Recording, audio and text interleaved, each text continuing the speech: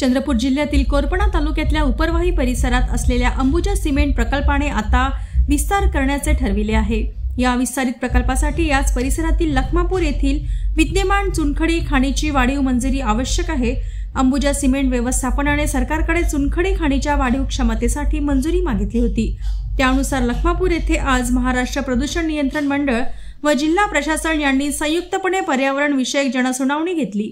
या खाणींमुळे एकूण 6 गावे बाधित होणार असून या सर्वच गावातील नागरिकांनी घटता जलस्तर, पर्यावरण विषयक चिंता, आरोग्य विषयक तक्रारी व शिक्षण विषयक बाबी आपल्या वक्तव्यातून स्पष्टपणे मांडल्या। जिल्हा प्रशासनाने नागरिकांचे हे सर्व प्रश्न लक्षात घेता अंबुजा व्यवस्थापनाला यासंबंधीची योग्य ती काळजी घेण्याचे निर्देश दिले।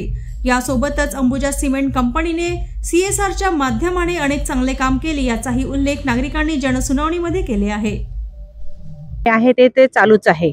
अंबुजाकडून जे चालू आहे ते काम आहे। त्याच्यात पर्यावरण म्हटलं की अंबुजाकडून झाडं लावणे, पर्यावरण निवारण करत आहे, त्या शोषखड्ड्याचंच काम करत आहे। त्याच्यामध्ये चांगल्या ज्या गोष्टी आहे पर्यावरणाला धरून त्या कामामध्ये आम्ही बदल करत आहोत।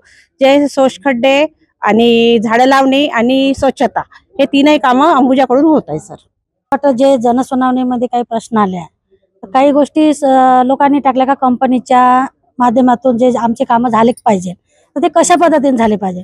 जे गाव पातळीवर जर आम्ही कामाच्या सुरुवात करत आहोत तर कंपनीने जे बाहेरच्या लोकांना जर आपल्या गावाबाहेरच्या लोकांनी मागण्या मागितल्या, त्यांच्या मागण्या काही त्यांनी थोडंसं डोक्यात घेऊन त्याच्यात काही ना काहीतरी त्याचे मान्य करायला पाहिजे। आणि दुसरी गोष्ट, नोकऱ्या जे आहे, जे ड्युट्या करत आहे, जॉब करत आहे, अंबुजाच्या माध्यमातून खरोखरच काही गोष्टी चांगल्या घडत आहे। आणि कंपनीच्या माध्यमातून जे काही गोष्टी न घडत आहे त्यांच्यावर सुद्धा लक्ष द्यायला पाहिजे कंपनीनं।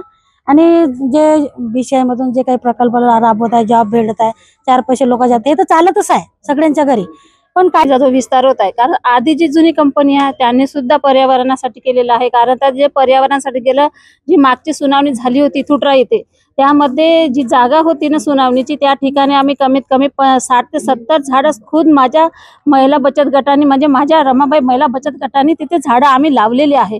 पण ते झाडाचे जोपासना काही दिवस केली आहे, पण त्या हे आपण मान्य करतो। पण काही ठिकाणी आपलं पण जसं मुलांनी चूक केली तर आपण वडिलांना म्हणजे मुलांना रागावतो, तर मुलांनी कारण वडिलांचं नाही चुकत का, तर त्या पद्धतीने ते पण आहे। आणि इथे जे आता नवीन जी सुनावणी आहे त्याच्यात पण झाड लावणारच आहे, गावागावात पण झाड लावणार आहे। आणि हे काम जे करत आहे ते सर्वांसाठी चांगलं आहे। मी अंबुजाला 2002 पासून ओळखत आहे। तर मी आज ग्रामपंचायत सदस्य आहे। ग्रामपंचायत सदस्यानुसार मी तुम्हाला सांगते की जे पर्यावरणावर जे यांचं बोलणं जे चालू आहे, आज अंबुजा जे आहे प्रत्येक गावामध्ये मशानभूमीमध्ये ऑक्सिजन पार्क बनवत आहे, तिथे झाडे लावत आहे, प्रत्येक गावामध्ये हागणदारी मुक्त करत आहे। जिथे पाण्याची टंचाई आहे तिथे पाणी भरून काढत आहे। तर हे सगळं काही जे आहे ते अंबुजा करत आहे।